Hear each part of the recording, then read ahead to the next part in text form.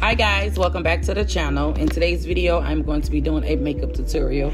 I feel like it's been a while since I have dolled myself up. This pandemic can do some things to you. Anyway, I am starting off by priming the face. After I prime the face, I am going to apply a light powder just to absorb some of those oils in the skin. I do like for my foundation to be matte because I am an oily girl.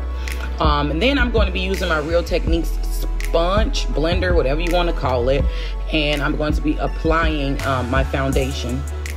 Off the top of my head right now, I can't even remember what foundation this is, but everything will be listed down below. And I'm the type of person, when I do apply my foundation, it has to be blended really well. Am I slowing down? Alright, so now I'm going in with my LA Girls concealer to kind of like highlight. But as I'm looking at this video, I realized that it wasn't what I was expecting. But anywho, I'm going to go in with my Real Techniques sponge to blend that in. Basically, just making sure that it's blended in really well. I should have actually let it sit because I feel like I didn't really even get a highlight or a pop underneath the eyes, but you know, it is what it is. Now I'm going in with my e.l.f. concealer. I'm using this to contour with. This is probably one of the darkest shades they have. I'm not sure the name of it. I will link it below. And then I just put it in the areas that I want to highlight. You want to snatch this chin because I got a chunky face, y'all. I'm not a big girl, but I ain't small either. So you know, I got to snatch the face a little bit. But I'm making sure I'm blending that in rather well. I normally put it above the forehead, but I didn't this time because I am going to do my baby hairs. Leave a comment down below if y'all hate doing y'all baby hairs after y'all do y'all foundation, because the foundation get all in the baby hairs. Like, the gel be so cakey, it be orange, it just be horrible. Anyway, I'm going in with some powder to kind of highlight the areas that I put the concealer in. I'm not even sure what powder this is, but like I said, everything will be listed down below for you guys. If y'all interested in any product, everything will be listed. And you know, I can't do makeup without listening to my music, so that's what I'm doing here. I'm jamming to some music. If I wasn't gonna get copyright, I will let y'all listen to what I'm listening to. But let me know if y'all enjoy listening to music too. I feel like music is life for me. Like, I cannot live without music, ever. I cannot live without music, you guys. And that's gospel, that's R&B. You know, I like a little bit of everything. I'm not really into rap, but I love me some music.